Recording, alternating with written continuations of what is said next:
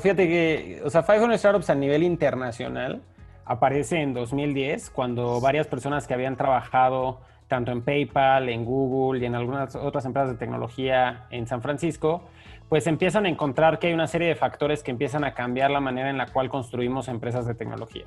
Entonces, algunas de las cosas que veíamos es que, por un lado, tienes cada día un poco más al alcance la tecnología para crear aplicaciones móviles, sitios de internet, y entonces la inversión que necesitas para hacer esto pues es bastante más pequeña. Pensando un poco que en el 2000 hubieras necesitado muchos millones de dólares para lanzar una tienda en internet.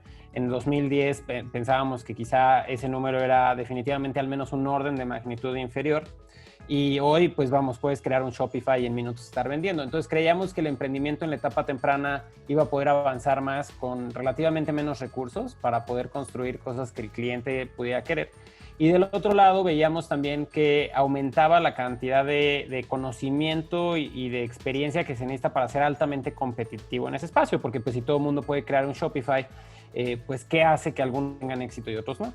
Y entonces empiezan este vehículo de inversión con el propósito de invertir en etapa más temprana que muchos de los otros fondos en ese momento, con tickets más pequeños y con ese valor de acompañar en la etapa temprana con mucha experiencia. Ellos pues empezaron en 2010 y han seguido creciendo ese esfuerzo. Justamente la manera en la cual abren su oficina aquí en México con la intención de atacar a toda Latinoamérica de habla hispana es justamente a través de un fondo anterior que yo había hecho. Entonces yo en 2011 empecé un vehículo que se llamó Mexican VC, donde levantamos $250,000, invertimos ese dinero en 7 empresas pues con todas las características que te decía, y uno de nuestros inversionistas justamente fue 500 Startups. Y entonces en 2012, que les presentamos los resultados de lo que habíamos hecho en nuestro primer año, pues nos hicieron una oferta de mejor hacerlo juntos. Entonces abrimos, nosotros nos volvimos parte de 500 Startups para atender la región de Latinoamérica de habla hispana. Desde ese momento hemos levantado 3 vehículos, que es Luchadores 1, que fue un vehículo que hicimos en 2013, Luchadores 2, que es un vehículo que hicimos en 2016, y ahora estamos haciendo Luchadores 3, que es el vehículo del que estamos invirtiendo actualmente. Entre los 3 vehículos y algunas inversiones que hemos hecho desde nuestro fondo global, hemos invertido en 201 empresas en la región de Latinoamérica de habla hispana, que es más o menos como la mitad México y después la otra mitad dividido Colombia, Chile, Perú y Argentina.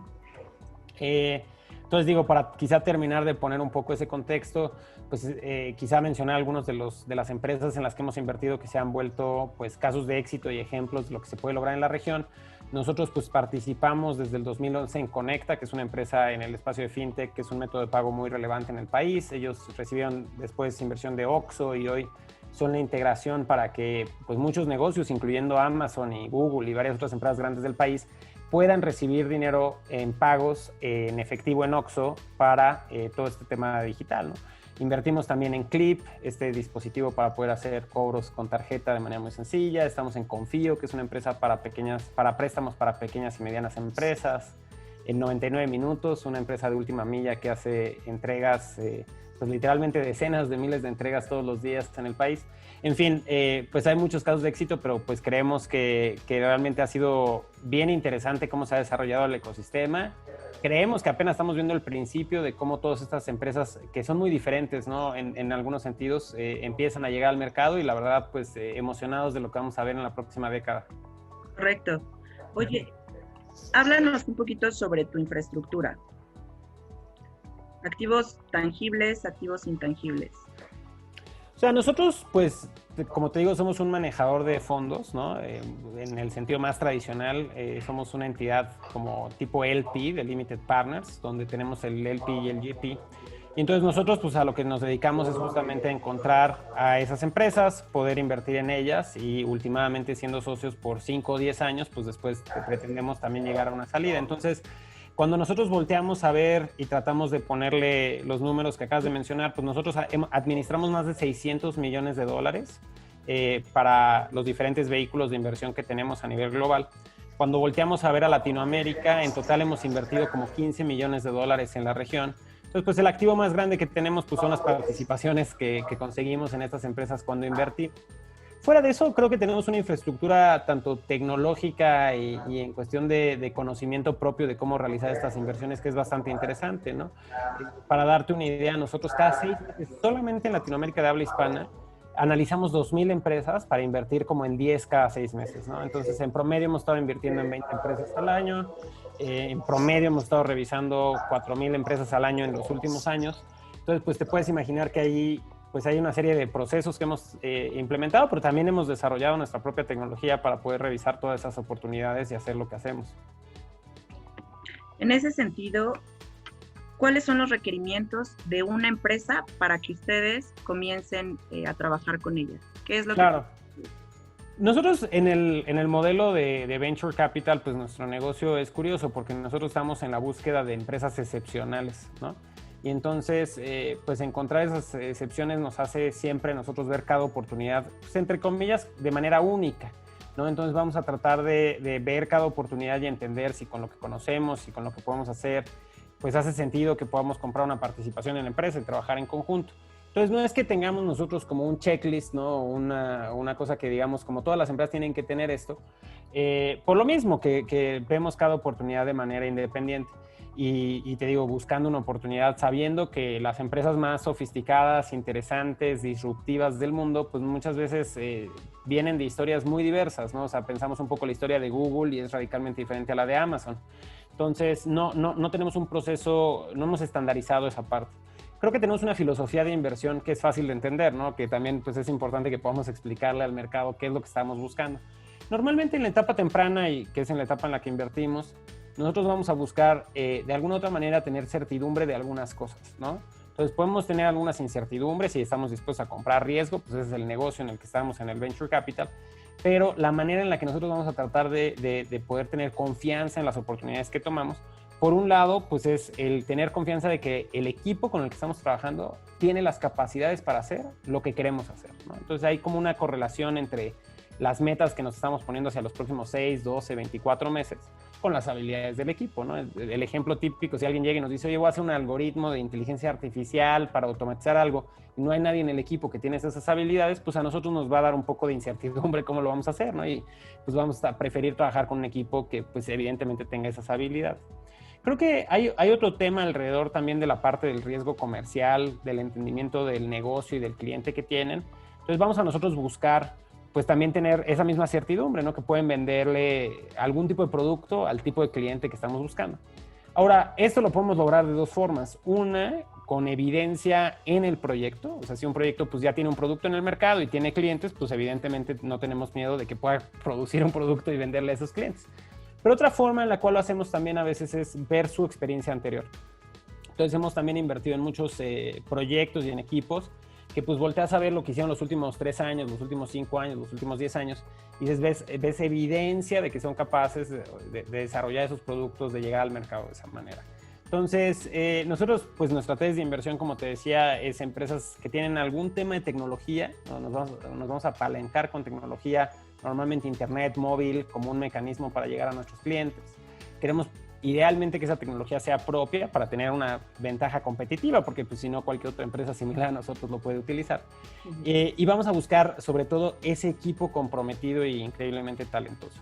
Entonces, pues esa es una respuesta un poco larga para decir grandes equipos, pero pues evidentemente no hay una métrica de qué es un gran equipo si no entiendes un poco la óptica desde la que alguien lo está visualizando.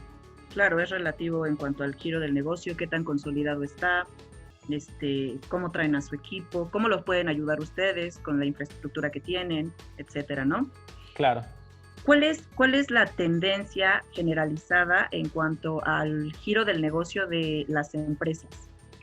O sea, el hilo conductor, o sea, aparte de las otras cosas que nosotros hacemos para poderle quitar riesgo a nuestro negocio y que lo mencionaba yo al principio como un factor muy importante para nosotros es la diversificación, ¿no? Nos abre la puerta a buscar a muchas empresas que requieren la experiencia que nosotros tenemos en el hilo conductor que es la tecnología, ¿no? Entonces vamos a buscar que todas las empresas tengan ese componente pues realmente fuerte de decir, oye, son aplicaciones móviles o sitios de internet que sabemos con qué están construidos, que sabemos cómo desarrollarlos rápidamente y podemos pues realmente traer mucho valor de ese lado al negocio y que sabemos cómo usar las plataformas digitales para llegar a nuestro cliente y poder tener retroalimentación y crecimiento.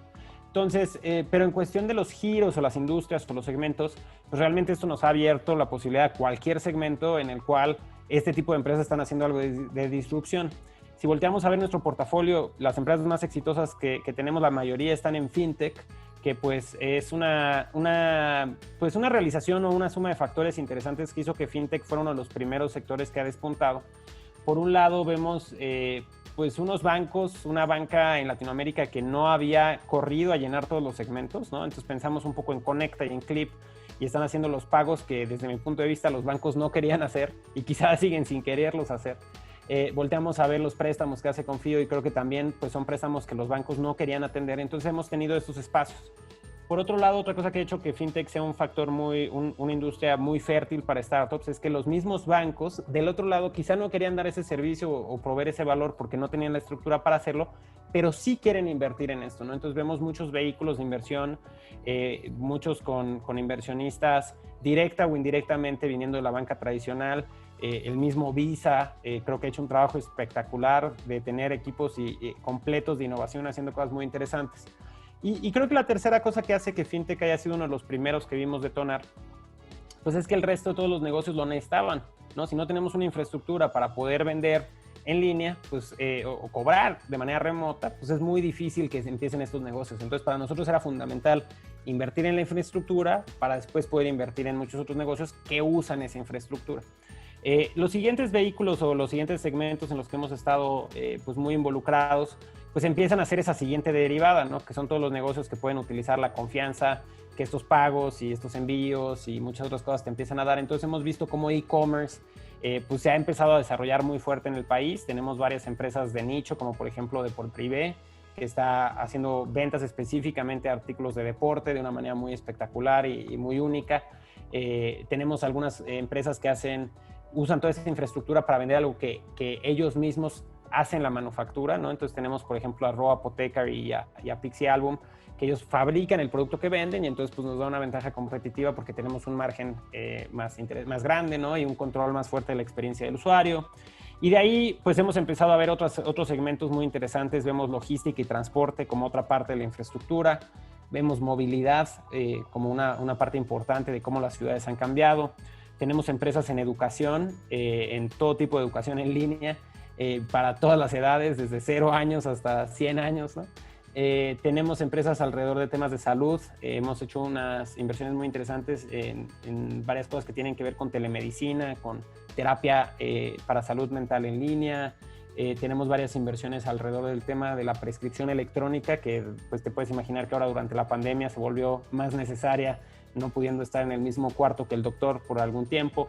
Entonces, hemos visto, ¿no?, cómo todo esto va llegando. En el tema de la comida vemos un tema súper importante, desde llevar tecnología al campo para que puedan ser más eficientes con la producción de la comida, hacer que la cadena completa de producción y de distribución sea más eficiente.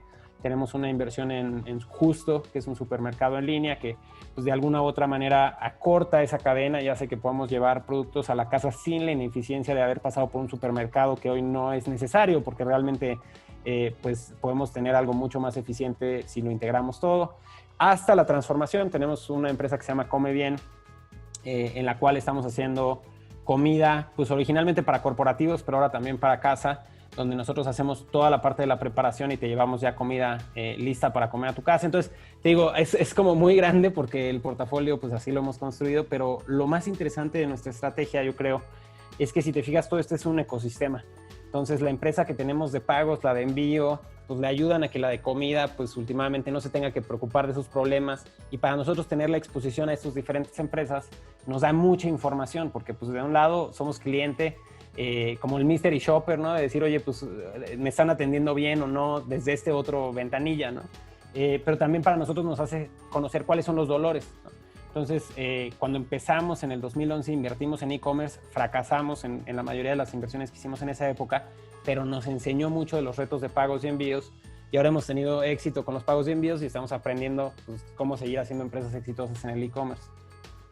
Como si fuera ustedes estuvieran dentro de toda la cadena de valor, ¿no? De todo tipo de giros. Exacto, y que justo el hilo conductor es que, y lo que nos permite a todos hablar como ese mismo lenguaje, es justamente el tema tecnológico, ¿no? O sea, como que todas las empresas con las que participamos tienen ese lente de estar pensando, oye, ¿cómo pues realmente me apalanco de la tecnología para traer eficiencias a mi negocio y ofrecerle un mejor producto a mi cliente?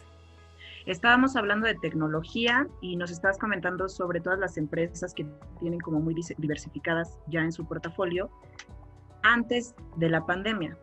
Ahora con la pandemia, ¿cómo viste tú esta movilidad? Digo, con el portafolio activo que tenemos pues ahora sí que un sensor a muchas industrias diferentes, ¿no? Y entonces vimos una serie de empresas que enseguida sabíamos que iban a verse negativamente afectadas. Vimos una gran cantidad, yo creo que es la mayoría, donde creíamos que el impacto quizá no iba a ser tan negativo o positivo, pero que iba a cambiarles la manera en la que estaban operando. Y después veíamos otras donde podíamos ver un impacto positivo. Entonces, cuando nosotros volteamos a ver las del impacto negativo, que está ahí turismo, entretenimiento, algunas cosas que tienen que ver con eventos, ¿no? Tenemos una empresa que se llama Boletia, que es boletaje para eventos presenciales. Entonces, lo interesante con esas es que muy rápidamente lograron evolucionar su oferta a las necesidades de su cliente, porque su cliente no desapareció, solamente cambió pues, su comportamiento. Entonces, por ejemplo, el caso de Boletia, muy rápido el equipo de manera sorprendente construyó una herramienta para hacer, pues ahora sí que eventos en línea, ellos le llaman que es un venue digital, ¿no? Y muy rápido con todos sus organizadores de eventos empezaron a hacer eventos en línea, donde puedes cobrar y puedes hacer una interacción muy divertida, entonces te puedes imaginar cosas de comedia, de conciertos, de muchas cosas, muy rápido lograron adaptar el negocio. El caso de Come Bien que te decía, pues es el negocio realmente nosotros lo veíamos como llevar a los corporativos 50, 100, 200 comidas para todo el personal y pues de repente ese personal está en su casa, ¿no? Entonces pues le cambiamos a llevar la comida a la casa, pero pues obviamente el envío no te funciona, ¿no? Porque si te cuesta 50, 100 pesos el envío y estás llevando 50, 100 pesos de comida, pues realmente vas a perder muy rápido el negocio, ¿no? Entonces, lo que hicimos fue cambiar a comida congelada, que de repente pudiéramos llevar quizá 1 o 2 semanas de comida a la casa de los trabajadores de estos corporativos. Y pues ahí ya te hace sentido el envío y pues el corporativo tiene el interés de que sus empleados estén concentrados, teniendo productividad y si les puedes ahorrar un poco de tiempo durante el día y no tener que preparar 1 o 2 comidas, pues es muy positivo, ¿no? Entonces, pues el ejemplo de ese lado, incluso con las de turismo, tuvimos varias situaciones donde cambiamos a una lógica de el mexicano tradicionalmente ha viajado hoy y paga mañana, ¿no? El 70 y tantos % de los viajes se hacen con pago a meses sin intereses.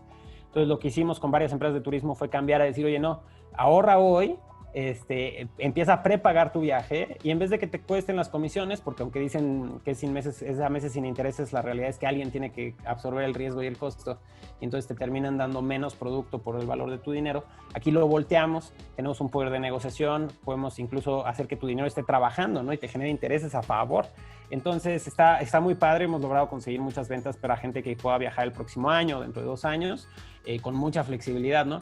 Entonces, un poco la respuesta es, del lado de las empresas que más miedo nos daba, fíjate que ninguna fracasó hasta ahora. Tenemos algunas que tristemente sí están ahí en la línea, pero la gran mayoría se han adaptado y han logrado encontrar ese futuro. Y eso se debe a que pues, el porcentaje de la población que más podría ver un reto como una oportunidad, pues es la comunidad emprendedora, ¿no? Entonces, de ahí, pues todo el mundo enseguida fue como un balde de agua fría, fue volver a empezar en algunos casos, pero con pues ese instinto de supervivencia que todos los que están en nuestro portafolio han vivido desde el día cero, de decir, oye, pues esto se construye desde cero, ¿no? No estoy acostumbrado a que todo siempre ha funcionado y de repente me dejó de funcionar. Y del otro lado vemos unas cosas padrísimas en todo lo que tiene que ver con pagos, envíos, todo lo que tiene que ver con e-commerce, todo lo que tiene que ver con educación en línea, incluso digo, el supermercado en línea que te mencionaba justo, pues han tenido todos crecimientos brutales, ¿no? O sea, el chiste, ¿no? Un poquito el meme que en algún momento circuló de que quién forzó la transformación digital en tu empresa, el CEO, el COO, el no sé qué, o el COVID, ¿no? Y pues eso realmente fue para el país, ¿no? Vemos a gente que quizá en su vida nos hubiéramos imaginado que estaría teniendo reuniones familiares a través de Zoom, que estaría comprando el supermercado a través de una aplicación, que de repente, digo, o sea, es mi caso en mi familia, muchas personas que nunca me imaginé y que siempre te decían, oye, no, hazte tú el súper, lo que sea, ahora pues han adoptado esta tecnología, ¿no? Y eso viene con un tema de confianza. Y lo más bonito de todo es que si bien yo estoy seguro que el día de mañana con una vacuna vamos a muy rápidamente regresar a todas las ventajas que extrañamos del mundo tradicional, ¿no? Pero estos cambios de comportamiento se van a quedar. ¿Por qué? Porque una vez que ya te acostumbraste a algunas de estas cosas, ese tema de desconfianza que antes teníamos y algunas otras cosas creo que desaparecen. Y claro que la gente irá a la tienda, al supermercado con mucho gusto de nuevo porque le gustaba hacerlo, pero el día que le hacen falta 3 cosas y que sabe exactamente lo que necesita, lo va a pedir en la aplicación y se olvidó, ¿no? Sí, todo un proceso de adaptación, ¿no? Exacto. Que vino. Oye, nos comentabas que para ustedes poder invertir en alguna empresa estrictamente, y esas fueron tus palabras, se requiere que sean ideas, digamos, excepcionales. Que sean ideas excepcionales y que además haya un mapeo, digamos, de todas las actividades clave, que ya las tengan ellos, ¿no? Mapeados, y que sepan cómo optimizar todos los insumos con los que ya cuentan, ¿no? Eso es el por qué les darían ustedes el sí. ¿Por qué les darían ustedes el no a algunas empresas? Fíjate que justamente digo eso, tenemos toda la estadística. Nosotros te decía que analizamos casi 2,000 empresas cada 6 meses y tenemos una estadística muy clara de por qué le decimos que no a la gente, y lo hacemos en parte por una métrica interna, también lo hacemos para poderle a cada una de las empresas les decimos específicamente por qué no los tomamos y pues les tratamos de dar retroalimentación. Fíjate que la primera cosa que yo creo que sucede realmente es un tema de tener las capacidades de hacer este desarrollo tecnológico, ¿no? O sea, por un lado, como que vivimos en un momento muy extraño en el tiempo en el que es más fácil desarrollar tecnología, pero es difícil hacerlo de manera competitiva, ¿no? Entonces, creo que ayudarle a la gente a tener ese equipo de desarrollo de tecnología, sobre todo cuando va a ser nuestra ventaja competitiva, es una de las razones más frecuentes por las que nosotros pues rechazamos empresas. Creo que pues mucho de lo que nosotros hacemos es invertir en herramientas que, como te decía, tengan esa tecnología interna y apalancarnos de esa tecnología para tener una ventaja competitiva. Entonces sí, yo creo que ese es uno de los temas que despuntan un poco más. El segundo, fíjate que es bien curioso porque es muchas veces como una falta de validación y de conversación más profunda con sus clientes y clientes potenciales. O sea, como que nos llegan muchas personas que traen pues mucho como, no sé, como ilusión de traer una solución o un producto al mercado, pero que esa ilusión no viene validada o respaldada por las verdaderas necesidades del cliente, sino que más bien pues es quizá una idea que tuvimos.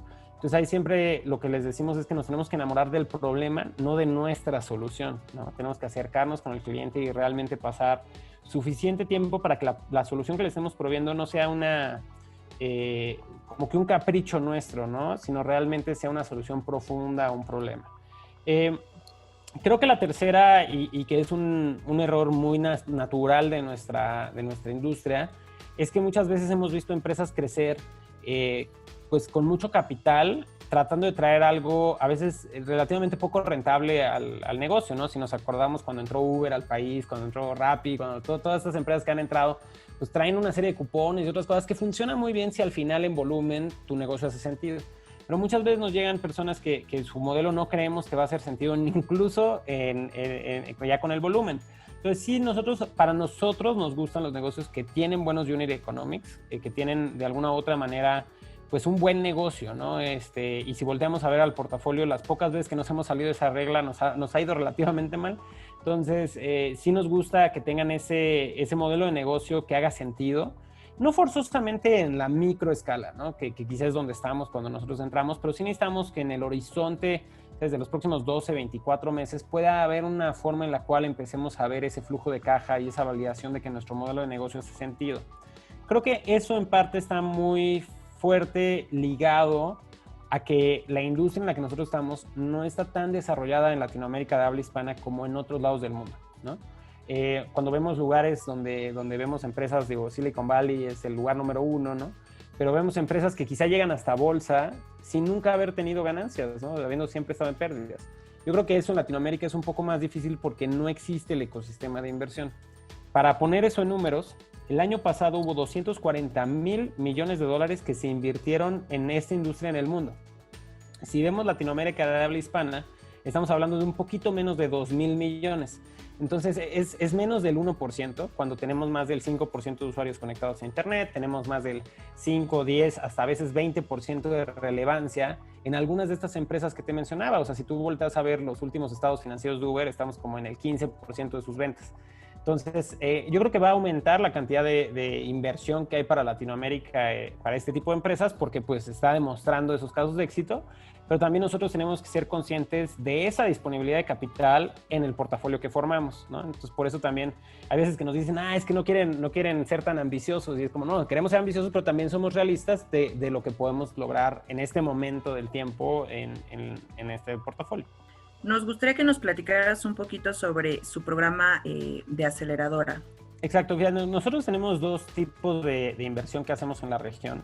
El primero es donde las empresas se adaptan a nosotros y en cuestión de tiempos y formatos, que ahorita te cuento un poco, y eso es lo que antes le llamábamos la aceleradora, ahora le llamamos Somos Lucha, le pusimos ese título al programa.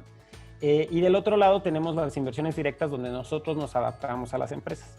Entonces, en el primer portafolio que hicimos en la región, hicimos 73 inversiones en la aceleradora, 6 directas. En el segundo portafolio hicimos 68 en la aceleradora, igual 6 directas. Y ahora vamos a hacer 30 directas y 100 en la aceleradora, o en el programa Somos Lucha. Entonces, el programa Somos Lucha lo que hacemos es que abrimos una convocatoria que las empresas pueden darnos toda la información de su negocio, nosotros la analizamos y pues algunas de esas van pasando a siguientes etapas donde tenemos conversaciones más profundas y al final invertimos en 10 empresas y al mismo tiempo esas 10 empresas las invitamos a un programa de 4 meses donde nosotros trabajamos fuertemente pues en una serie de factores, ¿no? Tenemos una junta semanal que es como una pequeña junta de consejo, donde nosotros nos metemos pues a revisar una serie de temas con una metodología que hemos diseñado para tocar pues todos los puntos que necesita esta empresa por los próximos 12, 24 meses. Eso es muy a la medida porque realmente estamos entrando a tratar de aumentar las probabilidades de éxito de esta empresa y nos ensuciamos nosotros las manos en el proceso. Tenemos una parte de una currículum donde tenemos mentores, hacer algunos workshops. Eso lo hemos ido haciendo cada vez más pequeño en el sentido de que hemos hecho el otro más grande, ¿no? De que hemos pasado más tiempo ya trabajando en la parte a la medida, porque el mismo ecosistema emprendedor ya llega con mucho más contexto todas las empresas con nosotros.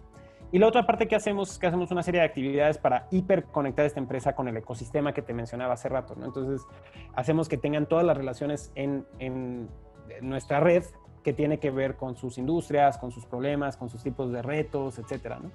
Y que es a veces hasta un poco más, como en más dimensiones de las que nos imaginamos, ¿no? Porque tú dices, oye, una empresa de e-commerce, pues la conectas con todas las de e-commerce, si tiene que ver con, no sé, con mascotas, pues con todas las que tienen que ver con mascotas, pero incluso si tú entras más profundo y ves el tipo de venta que se hace, el tipo de tecnología que desarrollan, pues podemos conectar a todas las empresas que usan las mismas herramientas, ¿no? Entonces, hacemos mucho de eso. Entonces, ese es el programa que antes le llamábamos Acelerador, ahora le llamamos Somos Lucha. Y del otro lado tenemos una puerta que siempre está abierta, en la cual podemos hacer inversiones directas, donde es al revés. Nosotros nos adaptamos a la empresa, hacemos pues ahora sí que en cuestión de tiempos y en cuestión de lo que agregamos, de la duración del programa, sobre todo al principio de ese deep dive que hacemos al principio para conocernos, pues lo hacemos 100% a la medida. La razón de por qué tenemos ese segundo segmento es porque hay muchas empresas que de repente llegan con nosotros ya con como con un camino recorrido un poco diferente, ¿no? O sea, digo, el caso, nosotros inauguramos ese camino con Clip cuando llegó Adolfo y nos invitaba a ser parte de Clip, pero no forzosamente quería el programa de aceleración que teníamos y entonces terminamos creando algo a la medida para Clip y pues lo hemos seguido haciendo hacia adelante. Digo, justamente la inversión en Justo fue una inversión muy similar en la que pues entramos en la empresa cuando Ricardo Weder venía saliendo de Cabify. Habíamos trabajado con él a través de eso porque nos había comprado una empresa que se llama Yaxi y pues de alguna u otra manera sabíamos que Ricardo ya traía la experiencia para ir a construir algo muy grande y pues de alguna u otra forma no era compatible con la aceleradora, entonces decidimos pues de todas formas invertir y poder trabajar pues más entre comillas a la medida de sus necesidades. Sí, porque ya tenían un camino ellos adelantado, entonces entiendo que son una serie de interconexiones en los ambientes que ustedes ya tienen, ¿no? Y además eso lo capitalizan. Me gustaría saber un poco cuál es su visión a futuro.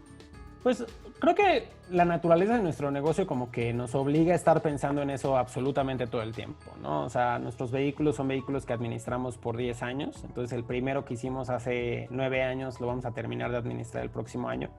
El vehículo que estamos hoy invirtiendo lo vamos a administrar y terminar de administrar en 2030, ¿no? Entonces, pues de alguna u otra manera es muy natural para nosotros todo el tiempo estar pensando en el futuro y diseñar para eso, ¿no? Entonces, pues definitivamente hay una naturaleza en que nuestro vehículo nunca piensa a corto plazo. Entonces, cada una de las inversiones que hacemos estamos pensando en ese largo plazo y yo creo que podemos ver un poco cuál es el futuro que nos estamos imaginando para la región. En parte te mencionaba cómo creemos que vamos a pasar de ser más de cerca del 1% a probablemente el 5 o al 10% del venture capital en la región, comparado contra el mundo, lo cual va a abrir una serie de posibilidades muy grandes. Yo creo que cuando volteamos a ver casi todas las industrias de las que estábamos hablando hace rato, ¿no? Desde la banca hasta servicios médicos, con todo en medio, pues en todas seguimos viendo este patrón donde el consumidor quiere acceso a mejores servicios financieros, servicios médicos, a bienes de consumo, a todo, pues de la manera más económica, de la manera más accesible, más divertida, disponibles todo el tiempo. Y la barra de competitividad que uno espera, pues sigue creciendo, ¿no? O sea, antes, pues tú prendías la tele y estaba la película en el canal 5 y lo que tenías que ver. Hoy, pues tienes una infinidad de contenidos que están peleando por tu atención. Entonces, y lo vemos lo mismo en todas las industrias. Entonces, creo que viene una revolución muy interesante de la cual mucha gente quizá no se ha terminado de dar cuenta de cómo el mundo realmente va a ser radicalmente diferente dentro de 5 o 10 años.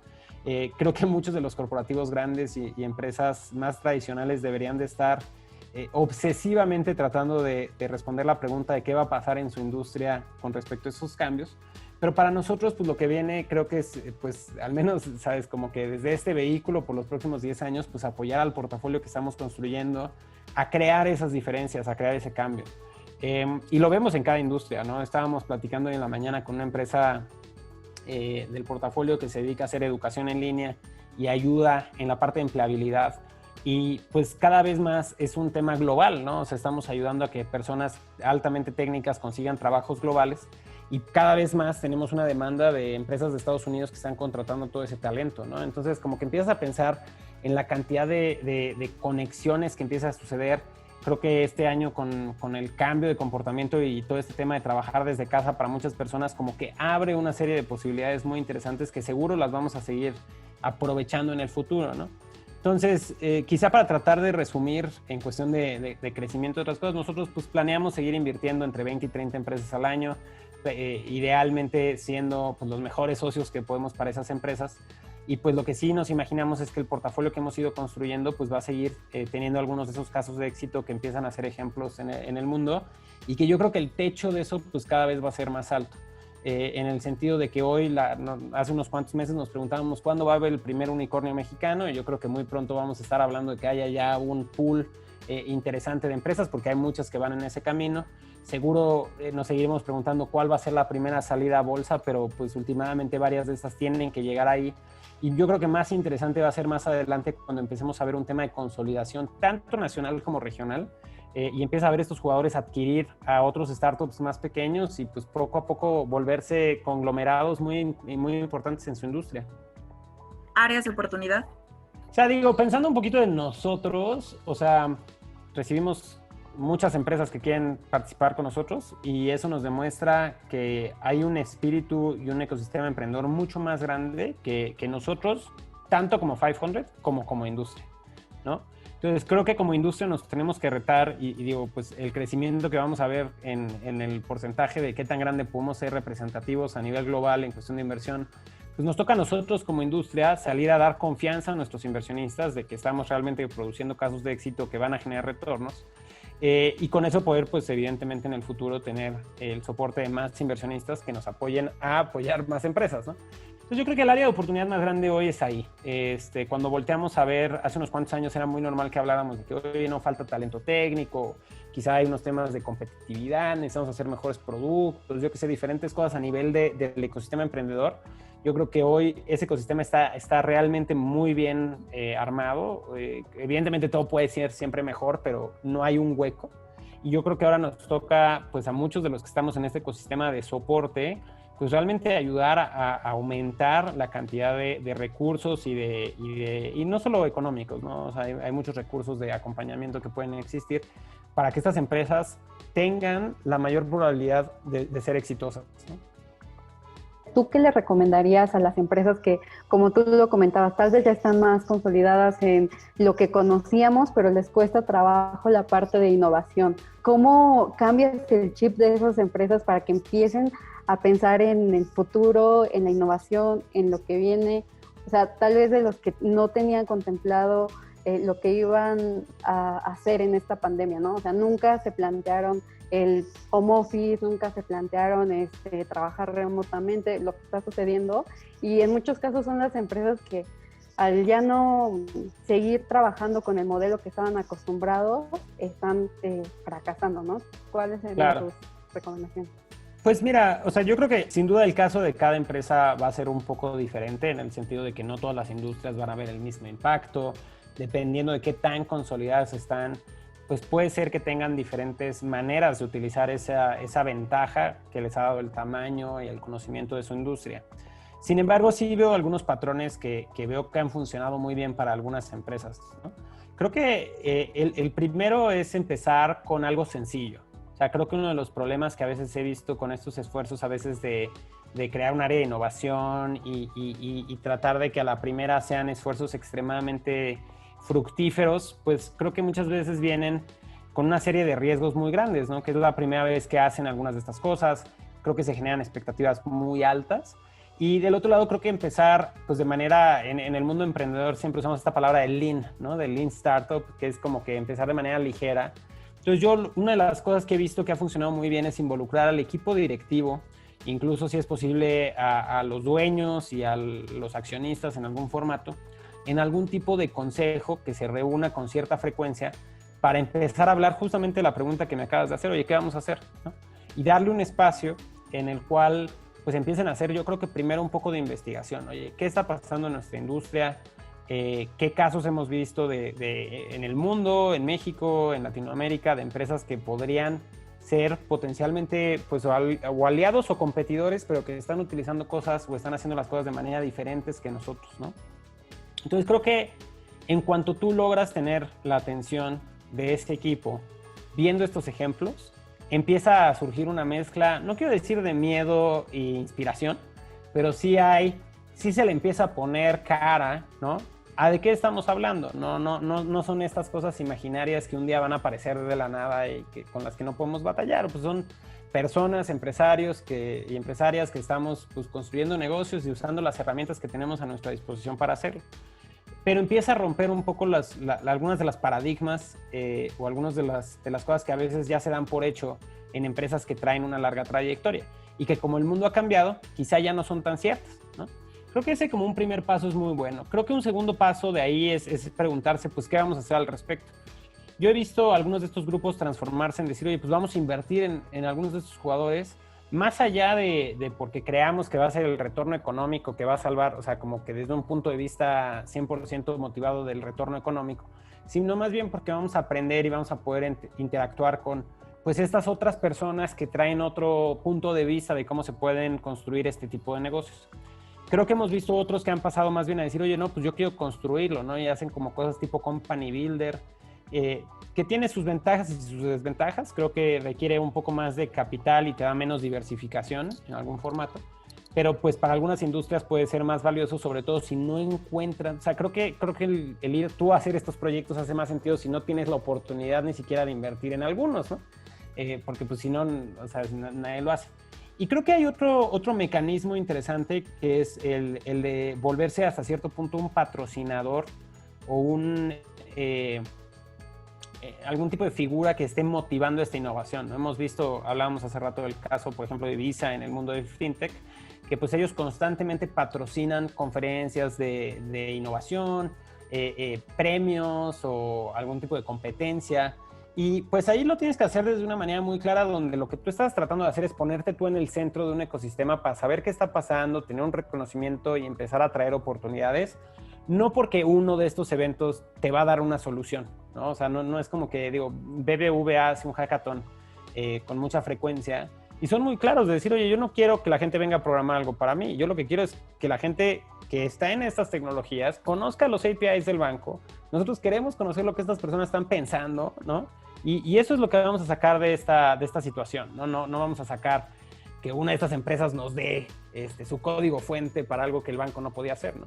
Entonces, creo que hay muchos caminos, pero todos empiezan, como te decía, desde mi punto de vista, la mejor manera para alguien que se esté haciendo esa pregunta desde cero es decirle, oye, pues el equipo directivo y los accionistas deberían de tener una reunión con cierta frecuencia Puede ser una vez al mes, puede ser una vez cada 2 semanas, donde se sienten a platicar de esto. Yo he visto algunos de estos casos suceder fuera de la oficina para también cambiar un poquito el chip. He visto cómo algunos de estos evolucionan a tener su propio equipo, ¿no? Y de repente tienes gente que su trabajo es alimentar de ideas a estos grupos o comités y creo que es una buena estrategia.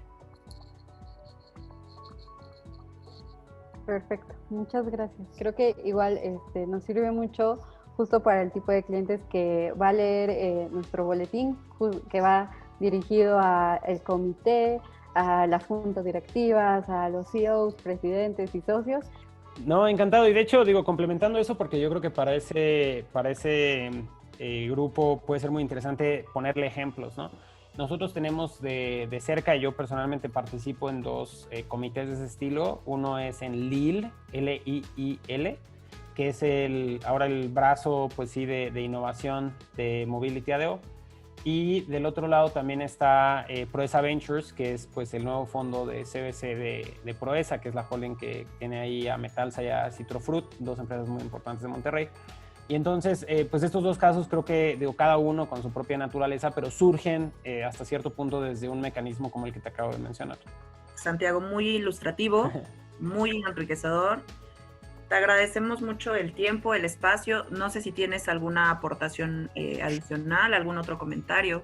No, simplemente invitar, digo, a cualquier persona que vea la grabación o también si quieren mencionar en el comité que pues estamos totalmente abiertos para platicar con cualquier persona. Siempre compartimos nuestro correo para que nos puedan contactar, santiago@500startups.com y siempre encantados de iniciar una conversación con cualquier persona que pueda estar interesada en nosotros.